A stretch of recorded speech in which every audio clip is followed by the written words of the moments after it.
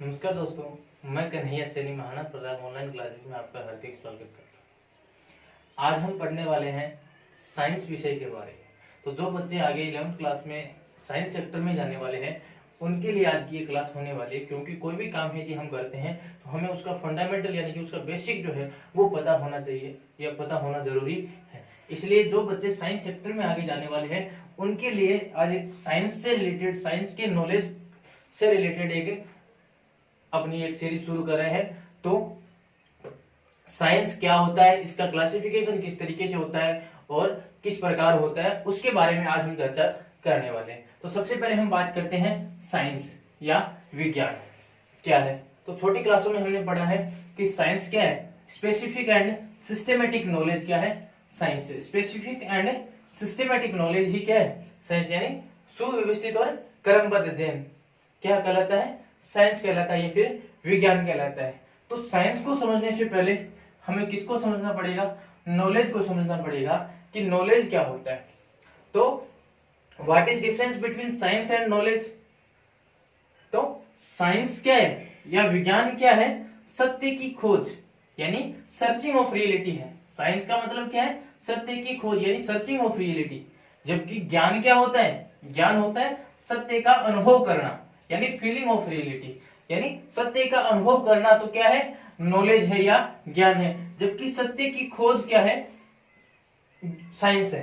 For example tubelight है, उसका आविष्कार करना, उसकी खोज करना तो क्या है, साइंस है। जबकि उसका उपभोग करना या उसका उपयोग करना क्या है, कि नॉलेज है। आई बात समझ में। तो साइंस और नॉलेज में बेसिक डिफरेंस ये है कि साइंस तो होता है सर्चिंग ऑफ रियलिटी यानी सत्य की खोज साइंस है, जबकि सत्य का अनुभव करना क्या है, विज्ञान है।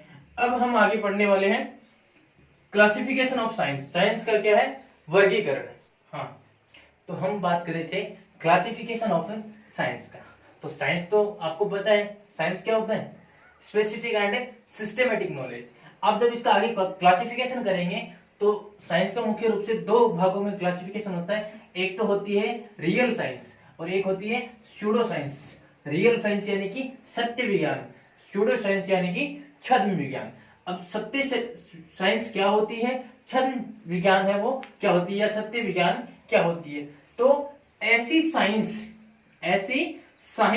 जो किस पे बेस्ड हो, सिद्धांत पे बेस्ड हो, थ्योरी पे बेस्ड हो, वो साइंस क्या कहलाती है, सत्य विज्ञान कहलाती है, सत्य या रियल साइंस कहलाती है। जबकि ऐसी साइंस जो किस पे बेस्ड हो, पैराडिगम पे बेस्ड हो, अवधारणा पे बेस्ड हो, विज्ञान की वह शाखा क्या कहलाती है, छद्म विज्ञान कहलाती है या फिर स्यूडो साइंस कहलाती है। ठीक है। तो यदि साइंस किस पे बेस्ड है, थ्योरी पे बेस्ड है, सिद्धांत पे बेस्ड है, वो तो क्या कहलाएगी, रियल साइंस कहलाएगी। जबकि ऐसी साइंस जो किस पे बेस्ड है, पैराडिगम पे बेस्ड है, अवधारणा पे बेस्ड है, वो क्या कहलाएगी, छद्म विज्ञान कहलाएगी या फिर स्यूडो साइंस कहलाएगी। तो सबसे पहले प्रश्न उठता है कि थ्योरी या सिद्धांत क्या होता है, ये फिर थ्योरी, सिद्धांत या फिर पैराडिगम या अवधारणा, ये क्या चीज होती है, सिद्धांत क्या होता है और अवधारणा क्या होती है। तो सिद्धांत का तो मतलब होता है अनचेंज रियलिटी। सिद्धांत क्या होता है, अनचेंज रियलिटी यानी कि एक ऐसा सत्य जिसे बदला न जा सके, चाहे स्थान बदल जाए, चाहे व्यक्ति बदल जाए, चाहे समय बदल जाए, लेकिन सत्य नहीं बदलेगा। ऐसा सत्य जो होगा, अनचेंज रियलिटी जो होगी ना, वो क्या कहलाएगा, सिद्धांत कहलाएगा। जबकि पैराडिगम या अवधारणा क्या होती है, परिवर्तनशील सत्य यानी चेंजिंग रियलिटी जो होती है वो क्या कहलाती है, अवधारणा कहलाती है। स्थान विशेष, समय विशेष के ऊपर उसका अलग अलग प्रभाव पड़ता हो। जैसे छद्म विज्ञान के अंदर हम पढ़ते हैं सोशल साइंस, सामाजिक विज्ञान। और सोशल साइंस, सामाजिक विज्ञान को जब आगे हम क्लासिफाई करेंगे तो उसे मुख्य रूप से जैसे मान लो इकोनॉमी, पॉलिटी और सोशोलॉजी। तो इकोनॉमी के अंदर हमें एक पैराडिगम पढ़ते हैं, अवधारणा पढ़ते हैं। पैराडिगम का मतलब क्या होता है, ऐसा सच जो स्थान विशेष, व्यक्ति विशेष या समय विशेष के ऊपर अलग अलग प्रभाव डालता हो। तो इकोनॉमी के अंदर एक पैराडिगम पढ़ते हैं हम एलपीजी, लिबरलाइजेशन, पैराटाइजेशन और ग्लोबलाइजेशन, यानी उदारीकरण, निजीकरण और वैश्वीकरण। अब एलपीजी का जो प्रभाव है वो यूएस के ऊपर अलग पड़ता है, यूके के ऊपर अलग पड़ता है, इंडिया के ऊपर अलग पड़ता है। यानी कि जो विकासशील देश है उसके ऊपर एलपीजी का अलग प्रभाव पड़ता है, और जो विकसित देश है उनका एलपीजी के ऊपर एक अलग प्रभाव है। इसका मतलब एलपीजी क्या नहीं हो सकता, सिद्धांत तो नहीं हो सकता। क्यों? क्योंकि सिद्धांत नहीं हो कि एलपीजी क्या है, पैराडिगम है या फिर अवधारणा है। क्यों? क्योंकि इस एलपीजी का प्रभाव देश अलग अलग देशों के ऊपर अलग अलग पड़ रहा है। इसका मतलब एलपीजी एक सिद्धांत नहीं होके क्या है, पैराडिगम है। ठीक है, उसी तरीके से पॉलिटी के अंदर हम पढ़ते हैं डेमोक्रेसी। ठीक है, तो डेमोक्रेसी इंडिया के अंदर भी है, यूके के अंदर भी है, यूएस के अंदर भी है, लेकिन सबके अंदर प्रभाव इसका क्या है, अलग अलग है। यानी कि ऐसा साइंस, सोशल साइंस भी क्या है, एक प्रकार की साइंस ही है, लेकिन ये किस पे बेस्ड, कौन सी साइंस है, ये पैराडिगम पे बेस्ड साइंस है, अवधारणा पे बेस्ड साइंस है। और अवधारणा का मतलब क्या होता है, ऐसा सच जो समय स्थान विशेष के ऊपर परिवर्तित होता हो। आई बात समझ में? इकोनॉमी के अंदर एक एलपीजी पैराडिगम पढ़ा हमने, पॉलिटी के अंदर देखते हैं तो डेमोक्रेसी जो है वो अलग अलग देशों के अंदर है, तो उसका प्रभाव अलग अलग देशों के अंदर अलग अलग है। आ रही बात समझ में? तो ऐसा सच जो समय या स्थान विशेष के ऊपर परिवर्तित होता हो वो क्या कहलाता है, पैराडिगम कहलाता है। और पैराडिगम के पर बेस्ड जो साइंस होगा वो क्या कहलाएगा, सोशल साइंस या फिर छद्म विज्ञान, स्यूडो साइंस कहलाता है। ठीक है, अब ये तो हो गया क्लासिफिकेशन ऑफ स्यूडो साइंस। अब हम बात करते हैं रियल साइंस की, उसका क्लासिफिकेशन। रियल साइंस किस पे बेस्ड होता है, थ्योरी पे बेस्ड होता है, सिद्धांत पे बेस्ड होता है। थ्योरी क्या होता है, ऐसा सच जो समय विशेष, स्थान विशेष या फिर व्यक्ति विशेष पर उसका प्रभाव नहीं पड़ता, या फिर सबके ऊपर एक समान प्रभाव डालता है। फॉर एग्जाम्पल, किसी भी चीज को आप यदि ऊपर की ओर फेंकोगे तो वो कहाँ आएगी, नीचे की ओर गिरेगी। यहाँ ऊपर की ओर फेंकेंगे तो भी वो नीचे की ओर गिरेगी, कहीं और जाके उसको ऊपर की ओर फेंकेंगे तो भी कहाँ गिरेगी, नीचे की ओर गिरेगी। यानी कि वो क्या है, थ्योरी ऑफ ग्रेविटेशन, यानी कि गुरुत्वाकर्षण। क्या है, गुरुत्वाकर्षण का सिद्धांत है, थ्योरी ऑफ ग्रेविटेशन। तो थ्योरी ऑफ ग्रेविटेशन का प्रभाव क्या हो रहा है, सबके ऊपर एक जैसा पड़ रहा है। इंडिया के अंदर भी थ्योरी ऑफ ग्रेविटेशन उसी प्रकार लागू है जिस प्रकार से यूके के अंदर लागू है। फिर अर्थ के ऊपर किसी कहीं भी ग्रेविटेशन समान रूप से कार्य करेगा उसी तरीके से। तो सिद्धांत का मतलब यह हुआ कि ऐसा सच जो समय विशेष या स्थान विशेष या व्यक्ति विशेष के ऊपर अलग अलग प्रभाव नहीं डाल के समान रूप से प्रभाव डालता है वो क्या कहलाता है, अपरिवर्तनशील सत्य या फिर अनचेंज रियलिटी जो होती है वो किस पे बेस्ड होती है, सिद्धांत पे। और उसे विज्ञान की कौन सी शाखा, सत्य विज्ञान या रियल साइंस के अंदर हमें पढ़ेंगे। ठीक है, हाँ, अभी हमने पढ़ा था स्यूडो साइंस के बारे में और उसका क्लासिफिकेशन, जो किस पे बेस्ड होता है, पैराडिगम पे बेस्ड होता है। और स्यूडो साइंस यानी कि सोशल साइंस, और सोशल साइंस के भाग पड़े थे इकोनॉमी, पॉलिटी और सोशोलॉजी। अब हम बात करते हैं रियल साइंस की या फिर सत्य विज्ञान की। रियल साइंस या सत्य विज्ञान यानी ऐसी साइंस या ऐसा विज्ञान जो किस पे बेस्ड हो, थ्योरी पे बेस्ड हो, सिद्धांत पे बेस्ड हो। तो रियल साइंस का यदि हम क्लासिफिकेशन करेंगे तो जो किस पे बेस्ड हो, थ्योरी पे बेस्ड हो, या ऐसा सच जो क्या हो, बदला न जा सके। तो पूरे के पूरे यूनिवर्स के अंदर ऐसी कौन सा सच है जिसे अनचेंज है, वो अनचेंज रियलिटी क्या है पूरे की पूरी अर्थ के अंदर, दो ही है।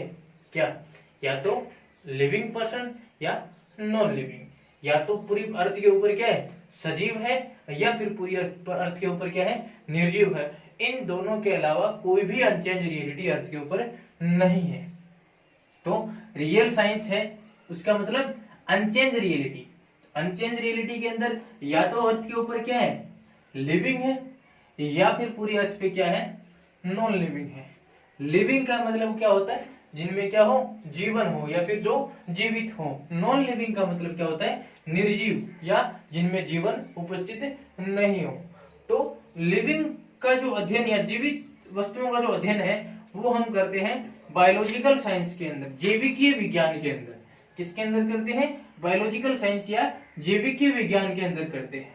अब बायोलॉजिकल साइंस का जब आगे क्लासिफिकेशन करेंगे तो कोई भी क्या है, जीवित है तो जीवित क्या हो सकता है, दो ही चीजें हो सकती है, या तो वो क्या हो सकता है, जंतु हो सकता है, या फिर वो क्या हो सकता है, प्लांट्स हो सकता है। जीवित कौन हो सकती है, या तो जंतु या फिर प्लांट्स। तो बायोलॉजिकल साइंस का जब आगे क्लासिफिकेशन करेंगे तो एक तो क्या होता है जूलॉजी, जंतु विज्ञान, और दूसरा होता है बॉटनी यानी कि वनस्पति विज्ञान। तो जंतु विज्ञान का जो या फिर जूलॉजी के अंदर जिसका अध्ययन करते हैं, किसका अध्ययन करते हैं, एनिमल्स का अध्ययन करते हैं, और बॉटनी के अंदर किसका अध्ययन करते हैं, प्लांट्स का अध्ययन करते हैं। तो पूरी की पूरी अर्थ के ऊपर जीव है वो क्या हो सकते हैं, या तो जंतु हो सकते हैं या फिर क्या हो सकते हैं, प्लांट्स हो सकते हैं। आई बात समझ में। अब जूलॉजी जो है उसके जनक कौन है, जूलॉजी के जो जनक है, जंतु विज्ञान के जो जनक हैं वो हैं अरस्तु। जंतु विज्ञान के जनक कौन है, अरस्तु। फादर ऑफ जूलॉजी किसे कहा जाता है, अरस्तु को कहा जाता है। जबकि फादर ऑफ बॉटनी किसे कहा जाता है, थियोफ्रेस्टस को कहा जाता है। किसे कहा जाता है, थियोफ्रेस्टस। तो थियोफ्रेस्टस तो क्या है, फादर ऑफ बॉटनी, जबकि अरस्तु क्या है, फादर ऑफ जूलॉजी। अब ये तो किसकी बात हुई, लिविंग की बात होगी। लिविंग के अंदर कौन, या तो प्लांट्स या जंतु। ठीक है, अब हम बात करते हैं नॉन लिविंग के अंदर।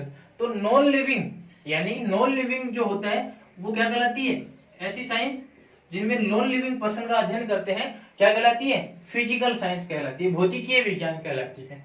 अब भौतिकीय विज्ञान के अंदर, भौतिकीय विज्ञान का जब क्लासिफिकेशन करते हैं तो या तो केमिस्ट्री या फिर फिजिक्स, केमिस्ट्री और फिजिक्स। फिजिक्स का मतलब होता है भौतिकी और केमिस्ट्री का मतलब होता है रसायन विज्ञान।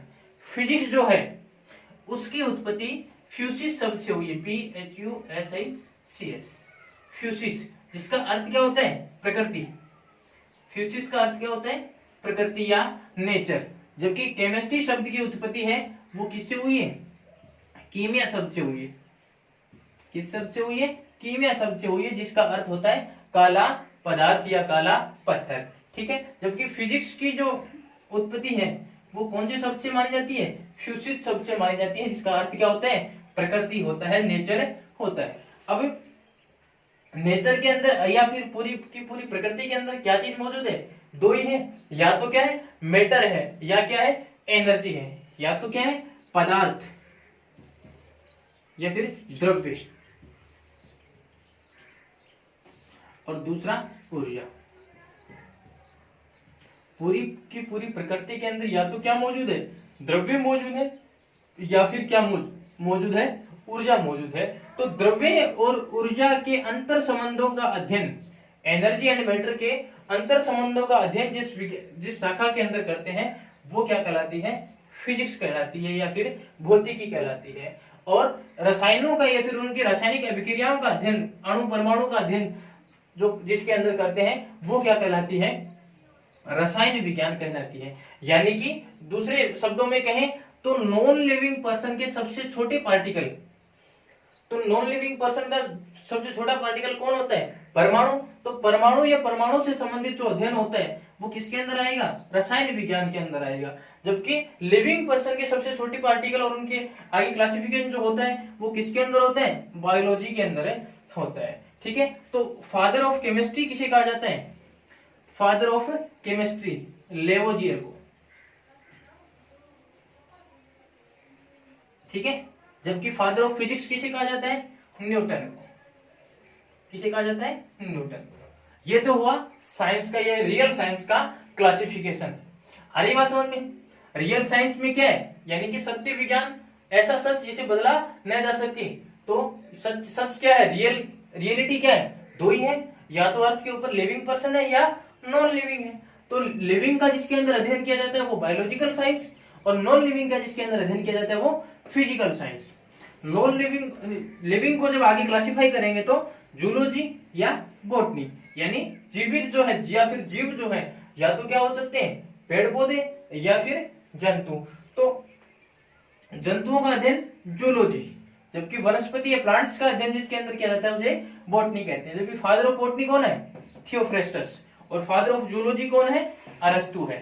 ठीक है, ये तो बात हुई लिविंग की। अब हम बात करते हैं नॉन लिविंग की। तो नॉन लिविंग के अंदर फिजिकल साइंस, और फिजिकल साइंस को जब आगे क्लासिफाई करेंगे तो फिजिक्स और केमिस्ट्री। फिजिक्स का अर्थ क्या होता है? भौतिकी, जो मूल रूप से कौन से सबसे बना है? प्रकृति। और फिजिक्स के फादर ऑफ फिजिक्स कौन है? न्यूटन। फादर ऑफ केमिस्ट्री कौन है? लेवोजियर। केमिस्ट्री जो शब्द है वो मूल रूप से किससे है? कीमिया शब्द से, जिसका अर्थ क्या होता है? काला पदार्थ। ठीक है, अब हम आगे पढ़ेंगे रसायन विज्ञान का वर्गीकरण या फिर रसायन विज्ञान की बेसिक अवधारणाओं के बारे में। ठीक है।